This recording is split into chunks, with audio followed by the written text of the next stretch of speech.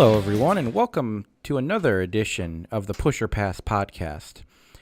I am always your host, Dave, and to my left, the Deadpool to your cable, Jesse. only you have the stones that I need. I'm gonna grind those stones to dust. Oh, I don't know. No, I need those stones. They're important to me. They're really important to me. Oh, Bushmoy. So how have you been, Jess? It's been a while.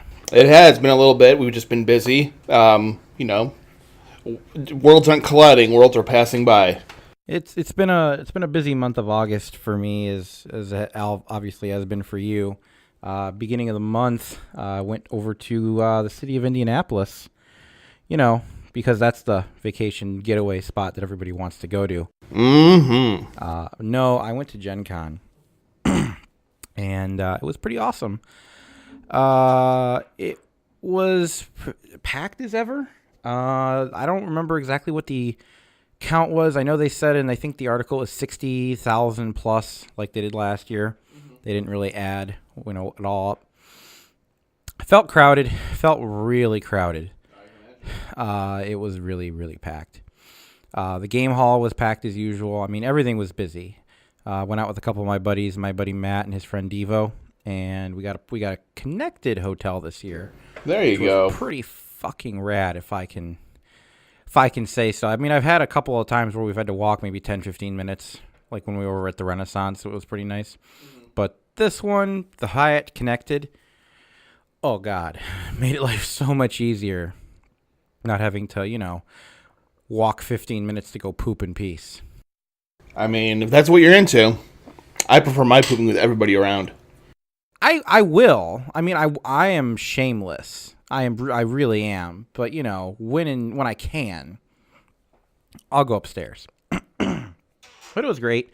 Didn't play any Guild Ball. I was going to, and then I overbooked myself. I made the mistake of booking too much while Gen Con is happening around me. So I dropped a couple of events for a couple different things, and I ended up just walking around demoing everything I could. A lot of really awesome games here and there that I found. People that I saw that I'm really happy with are the people that are saying, hey, we have a Kickstarter coming, but they brought a prototype. My biggest problem with going to Gen Con a couple years ago was when Kickstarter launched, everybody's like, please back our Kickstarter. It's going to happen in a month and a half. And it's like, okay, well, where's your game? Well, here's some paper with some ideas we have for a game. And it's like, if you don't have a prototype, you don't have anything for me to demo, I don't talk to you. Yeah. And it happened at a lot of, I'm not going to say major companies, but companies you'd expect there to be something from. But it had nothing. They had nothing. Yeah, it's really bad. Now they have those. Yeah. People bring their prototypes. People bring the proof of concept. Yeah, and you have to do it. Even if you're not running demos, at least put it on the table, make it shiny, have a guy there to tell you what's going on. Mm-hmm. There's a couple of board games that I picked up that were pretty neat. One that's on the way, and then one that's going to be released, I think, in stores in a couple days. So, coming around. But there were some cool things that I saw at the Steam Forged booth. All the new models in plastic. I posted those up on the Facebook page during Gen Con. I also found the Horizon Zero Dawn pictures that they had put up because they announced that, I believe, if not right before. It was during Gen Con. It was during, and I walked over and I'm like, what are those? And some guy who had a shirt on that may or not have been really, really important guy there. I should have hit my phone record button sneakily, but I didn't. But I mean, all you could really do is milk him for information. Oh, and I did. Oh, I scratched that prostate. I tricked him a couple of times. I mean, it was hilarious because I'm not trying to say that I know how to interview people because I'm not a trained journalist. But I do know how to talk people into wanting to tell me things, and they get really hyped up and go, yeah, and then there's this part, and then they get all sad because they said something they weren't supposed to. They done fucked up. The game looks really cool. The models are all plastic. They're not the super bendy plastic. They're a little more sturdy. A lot of the parts are push fit. If people have seen the pictures of the Horizon Zero Dawn stuff, the big monster has push fit pieces that wedge in. They did say you should not need to magnetize them because you need to pull them off. Without going into a complete retelling of what it is, it's supposed to be a team-based multiplayer game that you go and you hunt the beasts. And that big dude is something you can hunt. And apparently, it's got hard points that you can kit out. And you blow them off during the game. So that's why they want to be modular. And that's why you don't need magnets. Apparently, they push fit tight enough that you can pull them apart as you need them. Which is pretty cool. They said they are working on a solo mode. They want there to be one. Yeah. It's just trying to figure out how you play with one person. Which I understand. Like, they'll probably get it done. They said they want it to be done at launch, but it's the thing that's giving them the most trouble, apparently. But it does look really cool. The price point doesn't seem bad. I believe he said the entry box is supposed to be, somewhere similar to like a Guild Ball box, and the big guy will be more expensive. So I'm not upset with that, and it looks cool. I've never played the video game, but I'll probably buy a PS4 here pretty soon for Spider-Man, and I will probably pick Horizon up as well because that game, everyone that I know has played it, said it's great. So I'll probably pick that up. And, yeah, it looked great.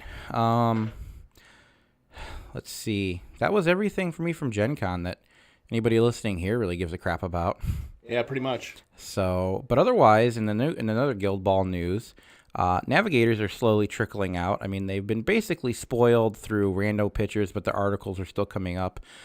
For those of you wondering, when are we going to have a navigators review? We will be having one. Next time. Yeah, next time. We'll have friend of the show, Chris Ryan, probably come on and talk about it. We're going to go ahead and try to play a proxy game with a couple of them. I'll be bringing up the base sizes tomorrow with duct tape, with either some kind of masking tape on there, or I'll just attach Lego minifigs on there. There you go. There you go. So we'll have a game that we're going to be playing, possibly even recorded, because, we said we'd do that. But who knows? We sometimes forget or are lazy.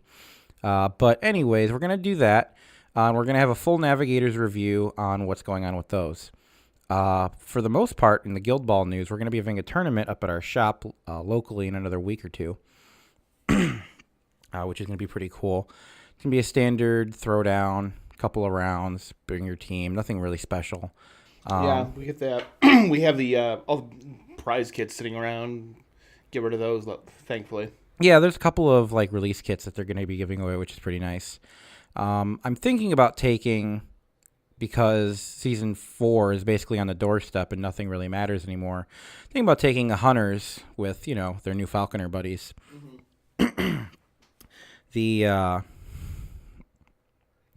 I've been playing them, and I picked them up a couple weeks ago, and I've been playing the Falconers with either themselves or with the Hunters, and I definitely can say that the Hunters feel very glass cannon-y, because obviously they don't have a lot of armor and they don't have a huge defense.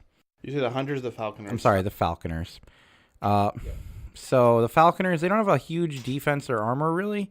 I mean, Matagi has a 5.0. A couple people have some higher numbers, but really they can just get the shit kicked out of them. Yeah. And they have no defensive abilities, really. There's no stoic or sturdies around. They will stack damage like no one's business. Yeah, they kill people pretty well. Mm-hmm. Our first game was pretty bloody. Yeah, it hurt. We had what was it? We had the Falconers versus probably the Smiths. Falconers versus Blacksmiths, which the armor was a bit rough to chew through, but once the scrum got established, I mean, the armor in the Smiths does a little bit, but once you get those hits in, it doesn't matter. Yeah, once the scrum got established, Devana really put the screws to people. I'm really a big fan of Matagi. I really like the way he plays. I like Rundas. He's not quite J-Car. He's different. I think his damage ceiling might be a little higher, but I definitely like J-Car's flexibility. Yeah. Especially since for J-Car to really get up there, he really needs to be able to go in and fight somebody that he can bounce around on, because he doesn't have any way of knocking anybody down. Rundas has essentially the same problem, but he does have a knockdown on 5. But he's not as I don't want to say inflexible, but he doesn't have the tools that J-Car does with the traps and the bleed and the gut and string. I mean, Dirty Knives is cool for the defense lowering, but I'm not too sure how much I super need that. Yeah. But they've been pretty neat so far. I mean, our first game was Smiths versus Falconers. The Falconers pretty much had their way with things. I mean, they aren't really going to shoot too many goals. I mean, Icarus will get one pretty simply, especially if they receive. Yeah. I don't know how well he's going to do actually like trying to threaten the goal on the first turn like Vitriol or Mist do. But he's definitely able to take one when you have the ball. He's going to get one. So I think they're going to try to go for a more 1-4 or potentially get a 2-2 by threatening the fact that like if Icarus is unattended, you could take one. So I think you're going to have to adjust your opponent's game plan for that. Then we played a couple of games with him in the Hunters. I took a team that consisted of Theron, Fahad, regular Hearn, Minx, J-Car, and Matagi. Matagi really helped the damage output. I mean, Theron shooting, 3 times with 3 or 4, 3 times with Sunstrike, 3 damage, 3 damage, 3 damage. I mean, that's Ballista's crossbow. It hurts. It's pretty decent. I didn't mind it. Hearn does a ton of damage. J-Car obviously does way more with that bonus. And Matagi's not bad, just shooting with his hotshot ability. Yeah. There's a lot going on. I mean, even especially when you have Theron, it's really deceptive because if you have Matagi throw the cloud down, and then, or not a cloud, but it's an AoE. Yeah. If you have him throw the thing down and you have Theron snare whoever they're going in on, Fahad can theoretically do a lot of damage. Yeah. I didn't set that up particularly well in the 2 games that I played with him, but just thinking about the fact that like you can snare them with Theron, and if they don't deal with that, like Fahad gets +1 on snare and then +1 on the damage. I mean, he could potentially spike, do something like 8 or 9 damage on his charge, which could be pretty good depending on who it is, because they're snared. So they're -1 defense, and he's +2 damage. Yeah. Can't really be mad at that. That's just, and it's a free charging cat. Yeah, that's why I was like, he's pretty dope. I forgot a couple of times to use some abilities. I'm still getting used to the Hunters with the guys that I have. I keep forgetting to use Theron's, drop his Forest, or I'll forget to put down J-Car's trap, or I'll forget to put down Minx's trap. But there, it's a learning curve. But Matagi is the one I've been playing the most. Everybody loves Minerva for the ranged I Spy, which is great. Yeah. But I took Hearn specifically to get singled out. Yeah. Because in my opinion, Hearn plays very similarly to Colossus. He's a setup piece. You drop him next to somebody, single out, knock down, crowd out, move on with your day. He seems pretty good in that respect. He's not as sturdy, not to pun, but he's not as sturdy as Colossus. He doesn't have tough hide. He doesn't have stoic and all that, but he's still got a lot of health. And he's got a 2-inch melee, so you can't really cry about it. Yeah.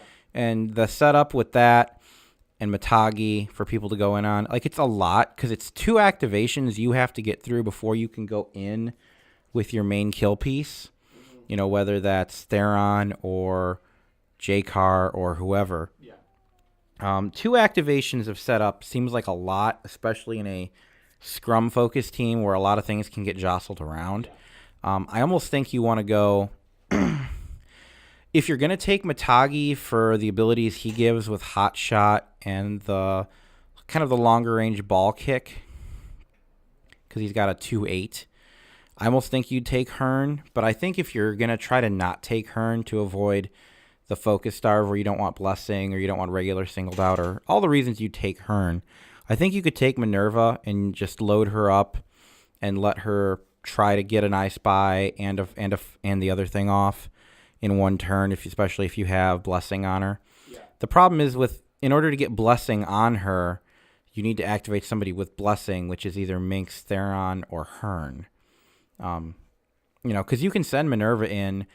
If you look at her playbook and you look at what she does, again, she's a lot like Colossus in the idea that you can put the buff down, you can put the I Spy down, you can put all that down, but she gonna die.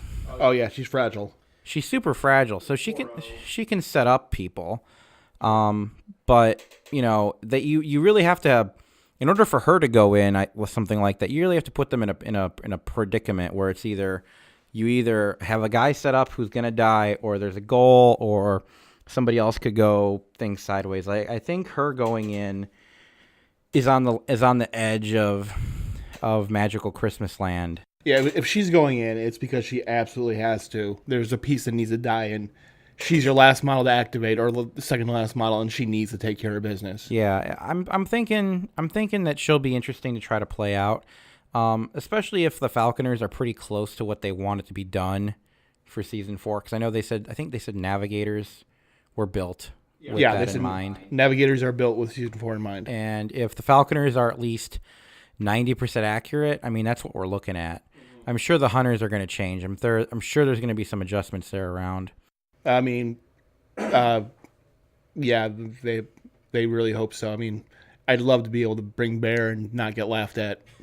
I love the Bear too, but we'll see. I mean, Hunters right now, I think competitively people think Hunters are very good, and I'm sure they are. I don't play at that high end of a game right now, but they're one of the few teams that have strong range plays. They are. They really do. Strong range play, like any kind of range plays, is big in a game when there's not much range. No, there isn't as much as people would hope there would be. I'm definitely thinking that they're going to change a couple of guys in Hunters. You could definitely see where there's probably going to be some buffs. As much as people are like, why buff Hunters? Well, Egret's never taken pretty much ever. It'd give you a reason to take her into like a Hunter lineup or the Falconer lineup. Yeah, I think you're going to see, and I said this a little while ago, I think you're going to see probably, if people have a crossbow, or a bow, they're probably going to get some sort of hotshot ability. Mm-hmm. Like, maybe that makes them too good. I don't know. You can balance around that. But, because, Theron has all his ranged plays. Mm-hmm. But I could definitely see, like, people like Matagi has hotshot, Cinder has hotshot, or whatever they want to name it. Mm-hmm. I could definitely see somebody like Egret getting that ability so that she can, actually trigger some of her stuff off of her playbook. People like that, maybe even people like Salvo, who don't see a lot of play on other teams, get something like that so that they have the ability to bring more options. But they've been really interesting, the Hunters with the Falconers. I'm definitely gonna have to get them together. I want to get the couple models out of the prize kit. I'm hoping to get the Egret. I definitely want to get the Egret so I can paint her for playing down to the Falconers level. Yeah. And then I got the special Matagi, and I got the Wonder Woman Minerva. Mm-hmm.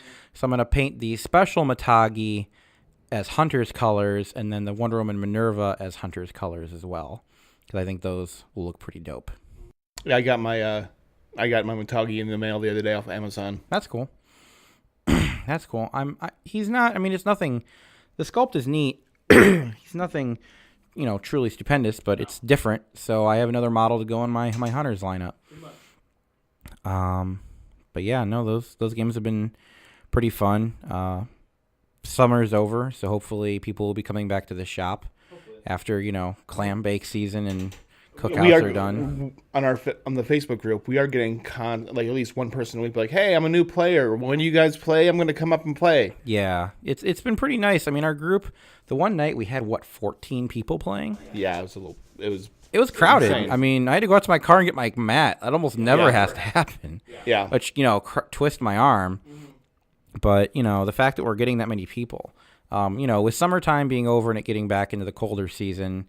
I'm sure people will be back because it's Cleveland. There's only 4 months of good weather to really be outside. Yeah, no, I'm a big fan of the October weather in Cleveland. It's really nice. But Yeah, it's as the cookout time finishes up. I think we're going to see a reflux of people. And I heard Danny's coming back. He took a little hiatus from the game. I saw in the other Facebook group. So good old Danny is coming back. We miss you, Danny. Come back to us. Dave loves you, Danny. Don't judge me, monkey. Don't call me monkey. Bison. Bison? I don't know. Do I look like Kevin Henkel to you? I mean, it's just the first random animal popped in my head. Mm-hmm. Could have called you ostrich. Mm-hmm. Allegedly. Pitter patter. Why don't you take 10% off over there? Oh, hey there, computer. Yep. So that's really everything in Guild Ball news. Anything else you want to talk about? Anything else you think about? Not really. There's really not much going on besides Navigators, which we're getting to. We swear. Next episode we will have. I mean, I'm playing Navigators tomorrow. We sure are. Technically, we'll get it there. Chris will be here. He will go into his incredible speech. He's going to be here if we have to kidnap him, drag him from his fishing spot. Well, we just have to drive out to the middle of nowhere. Yeah. Great.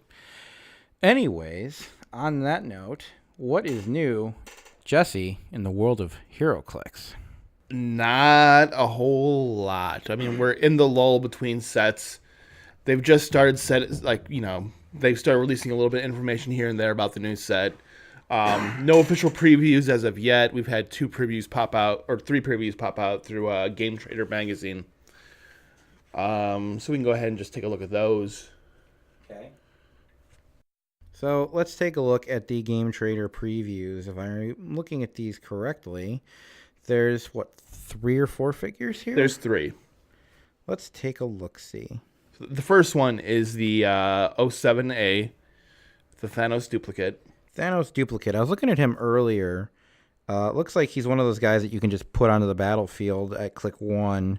He's a 25-point duplicate instead of being his 50-point model. You can do 50 or 25. Okay. And then he's got a couple of... he's got a trait there. He's got Indomitable. He's got prob control, but only to reroll an opposing character's attack roll. That's fine. An adjacent opposing character's attack roll. Oh, okay. That's a little weaker. I'm okay with that. He's got sidestep, precision strike, 3 damage. He's not bad. No, he's not terrible at all. I don't know what he did, but he's not bad. I mean, this is the Battle World Doom Reborn storyline you were telling me about? Yeah. So, well, I don't know what this one specifically evolves into. That doesn't really say. There's no real flavor text on there. I mean, once we get an actual look at the card, we can see what it kind of ties into. Okay. He doesn't seem terrible, and you can take the lower point guy, and he has sidestep and precision strike with 3 damage for 25 points at 5 range. 11 attack. Yeah, that's for 25 points. It's good. Seems okay. Got a bunch of different keywords. More he supports Black Order, which is I love just a Black Order keyword because I used to play the Black Order all the time because when the Black Order first came out. Whenever you would KO a Black Order character, they would deal you however much damage you dealt them back. Seems bad. Yeah, they essentially blow up. So I once put in an event, played a team full of pieces that blow up. So it was like them, the Chase Star-Lord from the first Guardians movie set, and Prime, I can't remember, Starbolt or Star or something. No, it was from one of the Avengers sets, a Starbrand, the Prime Starbrand, and he just has a thing. Character, sure. It's one of the weirder characters. Back in the 80s, Marvel tried to do another universe thing, completely different characters set in the real world, and Ultimates in the 80s essentially. Not even that, not even based off the other characters, just completely different ideas. Okay. And they try to set it in the real world, and they did it for a year and a half to 2 years, and then they just stopped. A couple years ago, they folded some of those characters back into the regular Marvel universe. So there is still a Starbrand is still an established character, and there's a few other characters that have come along with them. I mean, we can deep dive into that. I mean, I don't care. We got time to kill. I mean, it sounds like they're trying to use up characters that they've never used before, which Yeah, I mean, Not a bad thing. this set is going to have a bunch of characters they have not released before. We're actually getting a Killmonger, of course, because why wouldn't we? Sure. There's some other characters. There's some supporting like Runaways because the Runaways TV show came out, and they haven't made all the figures from the comic into characters yet. Well, I remember when the comic launched probably a decade ago or more, and I mean I don't even know if they were out then. Really, took them a while to get out. The first Runaway figures came out in the Hammer of Thor set, which is after the first set after NECA picked up. That sounds about right. After like a year and a half hiatus. But I mean, when Starbrand, we're gonna go back in time here to good old Avengers Assemble. Starbrand is KO'd. Roll D6 that can't be rolled. Minimum result 2.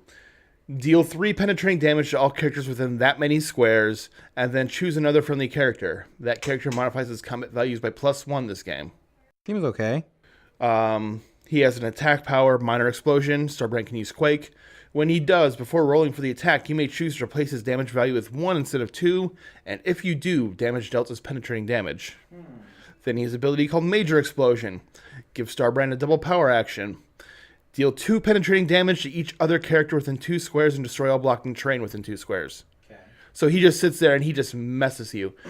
I haven't played this character in a while, and I'm looking at him now. It's like, oh, I want to play him again so bad. So there's a new Captain America. Looks like he is a shield spy keyword. And he's going to get everybody's favorite keyword, shifting focus. The shifting focus is going to be fun with him. I mean, Cap's one of my favorite characters. We're getting a shifting focus. Say it isn't so. You like Captain America? I know, right? It's weird. It's like nobody's looked at the back of your leg.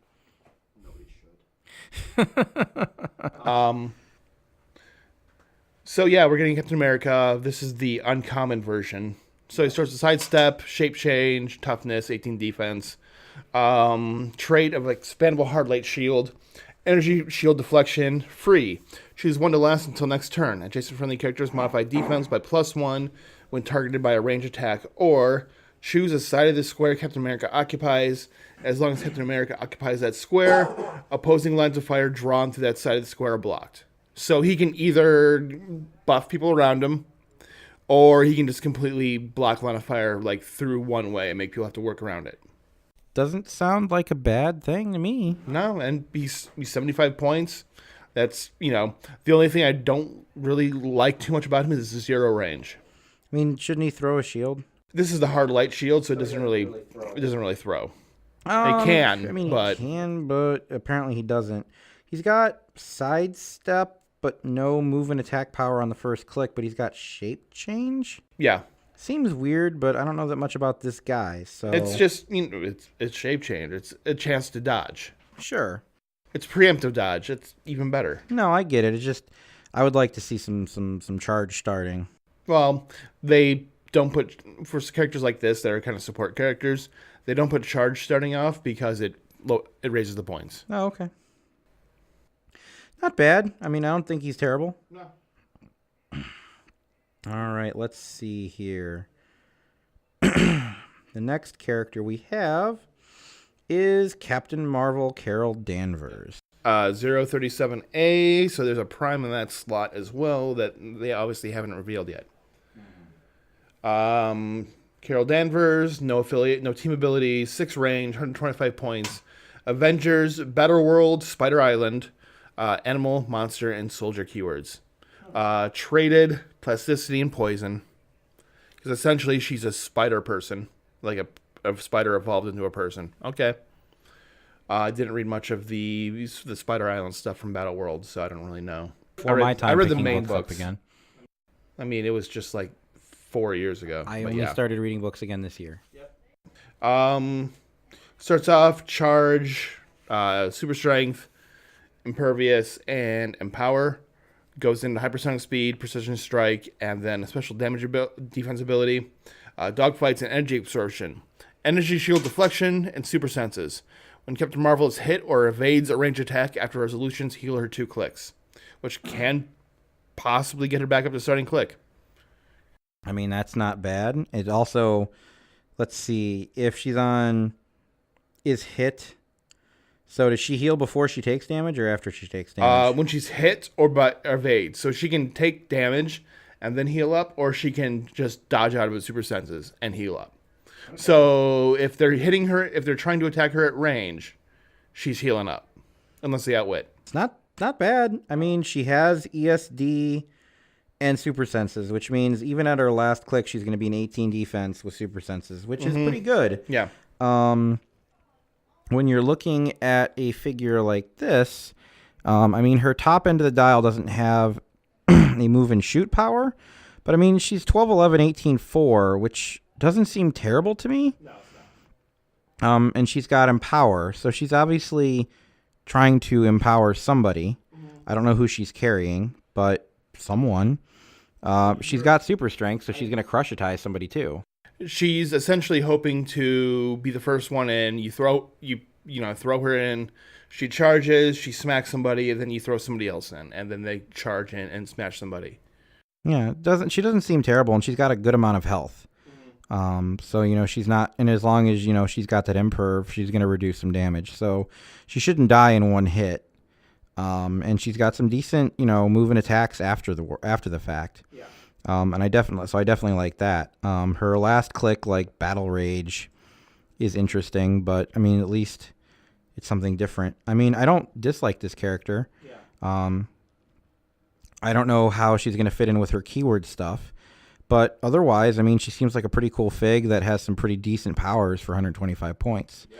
I don't know how she stacks up exactly against in that segment of pieces, but I mean, every set the meta shifts a little bit. We're gonna see how things are when they show more pieces.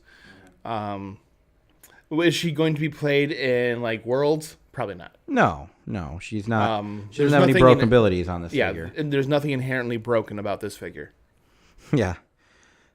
But, I mean, doesn't seem bad. She's got plasticity and poison, so if she gets in there, I mean, 12-inch move with flight. She could just walk right over and be like, sup. Pretty much. And it's all she has to do. And then people can deal with her as they will. Because Lord knows what she carried with her is really the problem. Hopefully it's big and heavy. I mean, could be Captain America. It could be.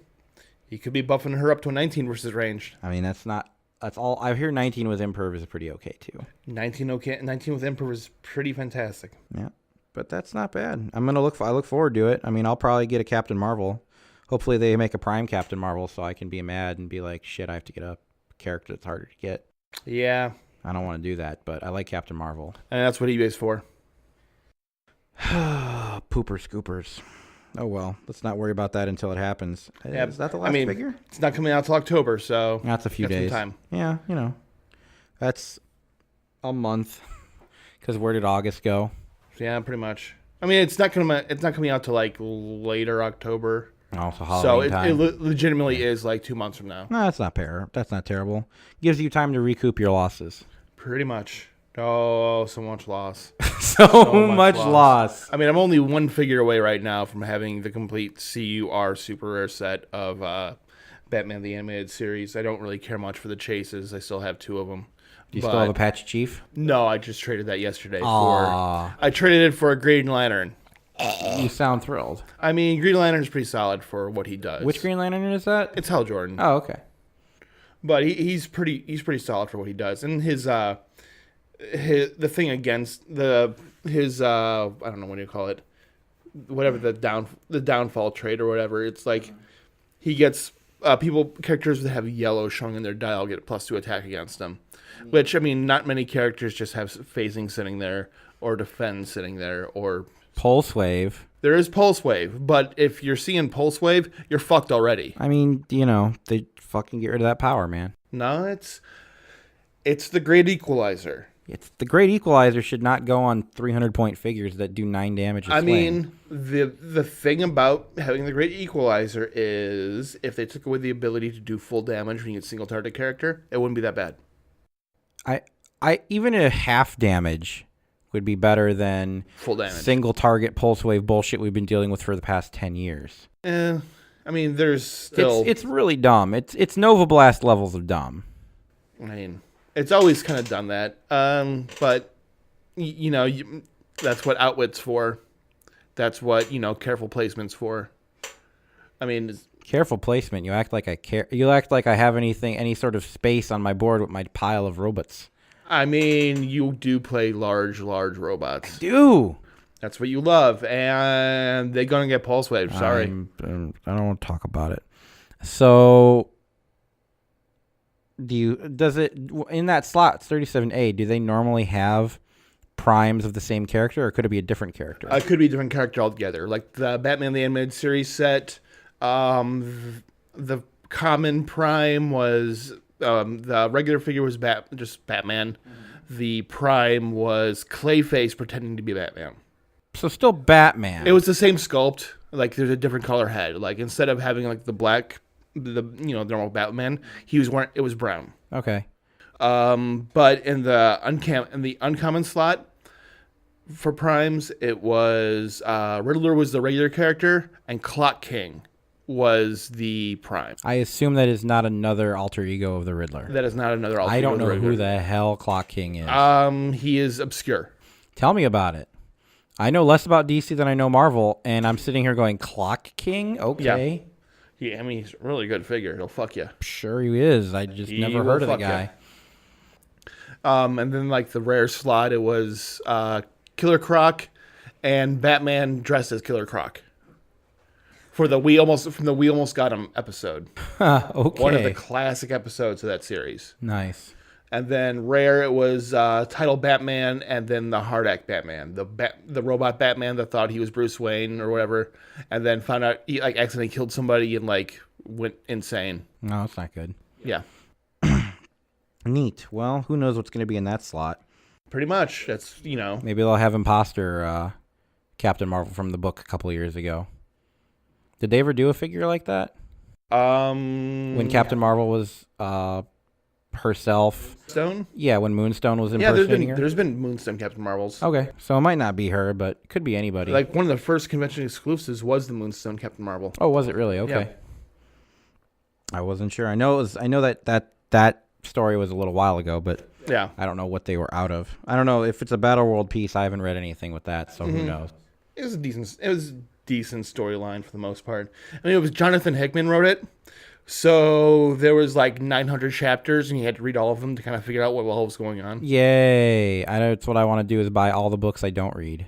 Oh, I mean, it's Jonathan Hickman. If you want to know exactly all that is going on, you need to, take notes as you write down. You take notes as you're reading, and then you cross-reference with notes you took from other books, and then you can build yourself a timeline. And figure things out from there. I really want to do homework while reading comic books. I mean, he's a really good writer. I'm sure he is. I admit it's trying to figure that stuff out is, cue up the Charlie Day picture from Always Sunny where he has just the thread going everywhere. These people don't exist. That is trying to read a Jonathan Hickman book. Great. I did for quite some time. Okay. And I believe you. I'm just saying, I don't know if I want to read all the books. I mean, you can probably just, if you really wanted to, just get the Secret Wars, the one book, the main book, and you'll be fine. Okay. It kind of touches on everything. Yeah, it's cool. Neat. Well, that's everything really in HeroClix right now, like on the preview side. How's your Days of Future Past stuff going? We had 3 people for the first event. 3 people? What'd you have, a sealed? Yes. Well, that's why. Nobody wants to buy that set that nobody wants. Well, I mean, we got a lot of Avengers Infinity, so nobody wants to buy it. You got to get rid of it. It's got to go somewhere. But I didn't want to buy it. Well, you don't buy HeroClix, though. I mean, I bought some HeroClix. I wasn't buying Batman the Animated Series. You bought used HeroClix. I did buy used HeroClix. Secondary market HeroClix is the best HeroClix sometimes. Look, all I'm saying is that, like, I bought some of the set when that sealed came out, and I like some of the figures, but I don't care about most of them. The problem slapping the Avengers name on there is there wasn't a lot of just mainstream Avengers in that set. No, I didn't know who half of those There guys was one Iron Man, 2 Thors, if you're counting the Chase, and 1 Captain America. Okay. That's not a lot. No. It's not a lot. The Captain America was the title character, which is... I think a title Cap should have been like actual, like regular Cap instead of being like, I'm out in space with a fish bowl over my head. That's helpful. Not helpful. It's not that helpful. Yeah, on the ground cap would have been good. A title character cap would have been good as like World War I or World War II cap when he's leading the charge. I'd rather just have him just be Captain America and be able to boost Avengers. Fine too. So this comes out in October, you said? In October. So do we know what the next DC set is then? No. No? No idea. They haven't said anything. There won't be one. There won't be another DC set until next year. Will there be a set after this in October? Like, will there be one in December, or there's going to be next year for this? It might be next year. Okay. I mean, that would be the smartest thing to do. Is just wait till next year to put another set out. All right. But you know, sometimes they get a little crazy. They do get crazy. Who knows? Well, that's everything I have here on the HeroClix front. Yeah, that's everything I have here. I mean, I literally tweeted out before some of these previews came out from Game Trader. I just tweeted out from my FBI HeroClix account. All's quiet on the HeroClix front, and got just a bunch of likes for it. So there you go. Things are kind of sleepy right now. Yeah, I mean it's September, or it's coming up on September, so not a lot's coming out right now. I mean we're in the lull between sets there, and Guild Ball is also in the kind of the holding pattern with Season 4 with the little minor guilds coming out. So we'll have some good news here soon, because I know Season 4 is previewing previews should start happening after Navigators are done. Yeah. And I think this is either the last or the second to last article. This was the last Navigator preview today. So maybe we'll skip a week, but maybe we'll we should start seeing some Season 4 previews here pretty soon. Most likely, yeah. Which, I'm all for. Yeah. Give me that new Midas. I want shit. Give me that new Midas. Give me some new abilities. Give me some figures give me some new farmers that aren't nerfed to hell. Midas feels you. Yep. Midas feels you. I think the farmers and the alchemists just form their own guild where they can't touch the rules. Oh, so a special club. Special club. So a farmer is with alchemists. Yes. So wait. So if it's farmers using chemicals. Yes. Wait, isn't that bad? Don't we don't like that? They're going to call themselves Monsanto. I was going for that. I was trying to fish for the word. Yep. What's that thing that everybody hates with the food? GMOs? We'll just call them the GMO Guild? Yes. That'd be amazing. They'll be the farm chemists. That's terrible. That's worse. It really is. That's worse. But yeah, no, that'd be hilarious. Combine two of your guilds, make up a name. Yep. This is the GMO Guild. Mm-hmm. It's okay. GMOs are okay. Because Bill Nye said so. Yeah, he did. He legitimately did. Cool. There's our hot take for the day. GMOs are okay. Because Bill Nye said so, and he's a smart man. He is. Cool. Well, that's everything I have on my piece of paper over here. Paper? Who uses paper? I don't know, people. Anyways, folks, thanks for listening. It's been a couple days since our last cast, but we do assure you Navigators are coming. We're going to be playing those tomorrow, and we're going to be doing a full review on them in the coming week. As for the rest of us, you can find us on all the social medias at PusherPass. You can find us elsewhere in the real world if you come find us. Don't stalk us in real life, though. We're not that interesting. Or maybe do. I could use a fight. I mean, take that how you will. He lives in the sticks. I do. He sure does. Well, anyways, from all of us here, I'm Dave. I'm Jesse. And we'll see you next time.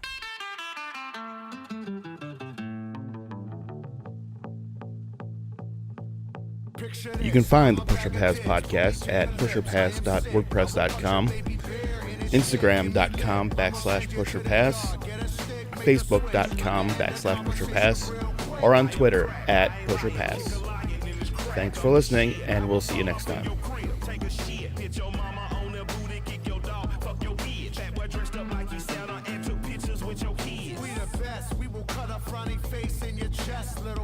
I'm a mensch, yeah, correct. I will walk into a court while they wreck, screaming, yes, I am guilty, motherfuckers, I am death.